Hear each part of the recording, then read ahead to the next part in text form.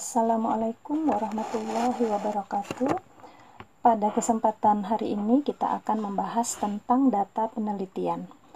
Ada 3 sub pembahasan yang akan kita bicarakan. Yang pertama, jenis data penelitian.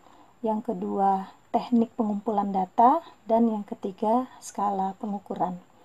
Setiap sub pembahasan ini akan dibuat pada video yang terpisah supaya bisa kita share melalui WA. Untuk lebih jelasnya, bagaimana secara rinci hal-hal yang akan kita bahas di jenis penelitian, kita akan melihat beberapa pengkategorian jenis data berdasarkan cara memperolehnya, berdasarkan sumbernya, dan berdasarkan waktu pengumpulannya. Pada teknik pengumpulan data yang akan kita bahas adalah 7 cara, mulai dari tes, kemudian wawancara, diskusi terfokus, observasi, studi dokumentasi, studi literatur, dan kuesioner. Untuk bagian skala pengukuran data, kita akan membahas 4 skala pengukuran, yaitu data nominal, data ordinal, data interval, dan data rasio. Nah, kita juga akan membahas tentang skala pengukuran untuk data dalam kuesioner yang meliputi skala Likert, semantik diferensial, Guttman, dan Stapel. Sebagaimana yang telah kita bahas di pertemuan awal, bahwa tujuan kita melakukan penelitian adalah untuk mengungkap fakta, mengungkap kebenaran, mencari solusi atau penyelesaian atas suatu masalah, ya. Agar tujuan penelitian ini dapat kita raih, tentunya harus didukung oleh informasi yang tepat, informasi yang berkualitas. Nah, untuk memperoleh informasi yang berkualitas ini, maka kita memerlukan data-data yang akurat, yang relevan, dan yang up to date, ya, sehingga data itu betul-betul merupakan data yang berkualitas.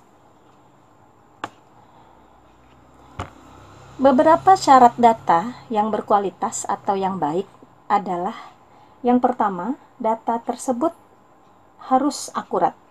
Akurat di sini maksudnya tepat, dapat dipercaya, ya.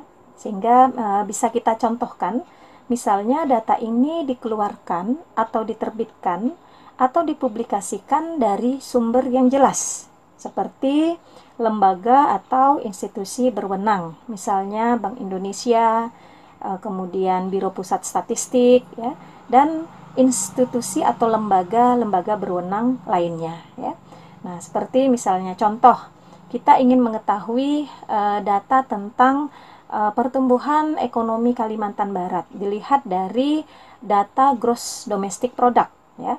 Nah, tentunya data ini akan akurat apabila kita peroleh informasinya dari publikasi BPS, ya, misalnya Kalbar dalam angka, ya.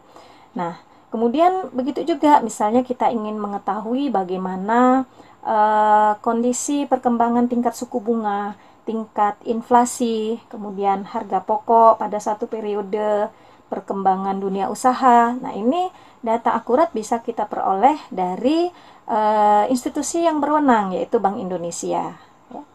Nah, yang berikutnya, syarat data yang baik adalah data harus relevan, ya. Nah, data relevan di sini maksudnya data yang tepat sesuai dengan apa yang ingin kita ungkap, ya. Nah, contoh misalnya, kita akan meneliti tentang kepuasan nasabah tabungan, ya. Nah, maka data yang harus kita tampilkan adalah data-data yang terkait dengan nasabah tabungan, bukan data nasabah deposito atau giro misalnya, ya, atau nasabah pembiayaan kredit misalnya, ya. Nah, jadi harus data yang menunjukkan data dari si nasabah tabungan tersebut, ya. Nah, kemudian contoh lainnya misalnya kita ingin melakukan penelitian tentang keputusan pembelian, ya. Nah, kemudian kita gunakan salah satu indikatornya adalah keyakinan saat mengambil keputusan pembelian, ya. Nah, lalu kita menyebarkan kuesioner kepada orang yang menggunakan, ya. Nah, padahal semestinya yang relevan adalah kita sebar kuesioner kepada orang yang mengambil keputusan pembelian, ya. Jadi yang decidernya, pengambil keputusan pembeliannya. Karena bisa saja yang beli dengan yang makai itu berbeda, ya. Nah, kemudian begitu juga kalau mungkin ada variabel tentang customer experience, ya. Nah, kita harusnya menyebarkan kuesioner kepada orang yang memang pernah menggunakan atau mengkonsumsi, sehingga customer experience-nya akan terjawab. Nah, tapi kita sebarkan kepada orang yang mengambil keputusan pembelian. Nah, ini keliru, ya. Nah, itu maksudnya relevan atau tepat, ya. Nah, syarat data berikutnya adalah data tersebut harus up to date, ya. Nah, up to date maksudnya ya sesuai dengan kondisi terkini. Nah, contoh misalnya, kita akan meneliti tentang kepuasan nasabah Bangkalbar, ya. Pada saat ini nih, 2020 kita melakukan penelitian itu. Nah, lalu yang kita ungkap data misalnya sebagai penunjang untuk latar belakang adalah data-data layanan atau fasilitas layanan Bangkalbar 10 tahun yang lalu, ya. Nah, tentu ini tidak tepat, ya, karena tentunya kondisi fasilitas layanan 10 tahun yang lalu itu berbeda dengan yang saat ini, ya. Nah, kemudian contoh lagi misalnya, kita meneliti tentang minat kunjung ulang di Ayani Mega Mall, ya. Nah, pada saat ini kita menelitinya, tapi kita tampilkan kondisi Ayani Mega Mall pada 8 tahun yang lalu misalnya, ya, tentu akan berbeda kan dengan kenyataan yang ada saat ini. Nah, demikian juga untuk penelitian yang lainnya, ya. Jadi kalau data kinerja karyawan kita teliti saat ini, tapi kita tampilkan data target dan realisasi kinerjanya pada periode yang sudah lampau, ya. Artinya mungkin ya sampai 15 tahun yang lalu misalnya. Nah, itu kan tentunya tidak mencerminkan kondisi saat ini, ya. Nah, demikian maksud dari data yang akurat, relevan, dan up to date. Nah, kita masuk kepada jenis data. Berdasarkan cara memperolehnya, nah, kita kenal ada istilah data primer dan data sekunder. Data primer ini maksudnya data dikumpulkan sendiri oleh peneliti langsung dari sumber pertama.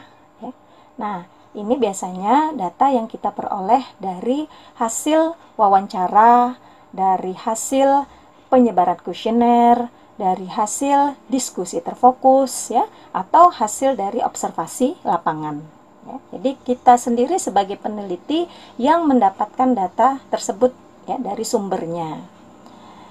Data sekunder, nah ini berbeda dengan data primer. Data ini tidak diperoleh peneliti dari sumber pertama, ya. Jadi kita sebagai peneliti bukan kita sendiri yang memperoleh data tersebut, tapi kita menggunakan data yang sudah diolah atau dipublish oleh pihak lain, ya. Nah, misalnya data yang kita peroleh dari tadi Bank Indonesia, dari BPS, kemudian tadi kita mau meneliti tentang kepuasan nasabah Bangkalbar, kita perlu data nasabah, maka data nasabah Bangkalbar itu dipublish oleh Bangkalbar, maka kita menggunakan data sekunder dari Bangkalbar, ya. Berikutnya jenis data menurut sumbernya. Ada data internal, ada data eksternal, ya. Data internal ini maksudnya data yang berasal dari dalam instansi. Nah, jadi data ini mengungkap kegiatan lembaga untuk kepentingan instansi itu sendiri, ya. Nah, contoh misalnya kita akan melakukan penelitian tentang kepuasan mahasiswa program MM Untan terhadap kualitas layanan pendidikan di MM Untan. Nah, kita membutuhkan data jumlah mahasiswa. Nah, data jumlah mahasiswa itu adalah data internal karena kita peroleh dari pengelola MM ya. Data eksternal sebaliknya, data ini diperoleh dari luar ya. Nah, jadi contoh seperti ini misalnya ya. Kita ingin melakukan penelitian tentang daya saing alumni program studi MM di pasar kerja. Nah, ini data yang kita perlukan untuk tujuan ini bisa kita peroleh dari 3 sumber. Yang pertama dari user atau pengguna alumni, tempat alumni bekerja. Yang kedua dari alumni yang bersangkutan. Kemudian yang ketiga dari pengelola MM. Ya. Nah, mana yang data internal, mana yang data eksternal? Data yang kita peroleh dari user atau pengguna alumni dan data yang kita peroleh dari alumni ini adalah data eksternal ya. Nah, sedangkan data yang kita peroleh dari MM itu data internal ya. Jenis data berikutnya adalah berdasarkan waktu pengumpulannya. Data time series ini maksudnya data dikumpulkan dari waktu ke waktu pada satu objek dengan tujuan untuk menggambarkan perkembangan ya. Nah, ini biasanya banyak dilakukan dalam penelitian manajemen dalam manajemen keuangan ya. Nah, jadi dalam manajemen keuangan kan biasanya dia meneliti sekian perusahaan, kemudian dilihat datanya dalam kurun waktu 5 tahun, 10 tahun atau 20 tahun atau lebih ya.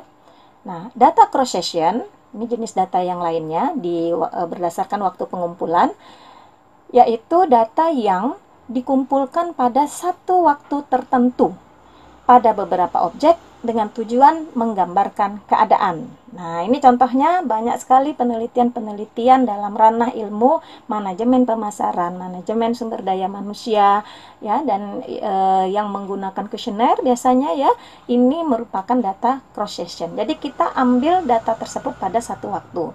Nah, kita mengumpulkan data itu kan rentangnya ya paling mungkin selama 3 minggu, 1 bulan, 2 bulan, 3 bulan. Nah, itu masih terekam dalam satu waktu. Tapi kalau sudah memerlukan periode waktu tahun yang begitu banyak, maka itu terkategori sebagai data time series. Nah, jenis data berikutnya menurut sifatnya ya. Ada data kualitatif dan ada data kuantitatif. Data kualitatif adalah data berupa pendapat atau judgement, sehingga tidak berupa angka, akan tetapi berupa kata atau kalimat ya. Nah, jadi misalnya data yang berbentuk narasi kalimat ya, jadi dia tidak menggunakan angka-angka. Jadi misalnya kita bertanya tadi penelitian tentang daya saing alumni di pasar kerja. Nah, kita lakukan penelusuran tanggapan selain menggunakan kuesioner juga menggunakan wawancara ya, atau diskusi terfokus. Nah, hasil dari wawancara dan diskusi terfokus ini kan berisikan informasi-informasi yang sifatnya kualitatif ya. Nah, inilah merupakan data kualitatif. Yang kedua, data kuantitatif ini adalah data berupa angka atau bilangan ya. Jadi data yang memuat angka atau bilangan terkategori sebagai data kuantitatif. Nah, di ilmu manajemen ini kedua jenis data ini ya seringkali digunakan ya. Nah, malahan kadang di kuesioner juga kita mengkolaborasi ya. Ada data yang kita peroleh berupa data kualitatif atau data kuantitatif.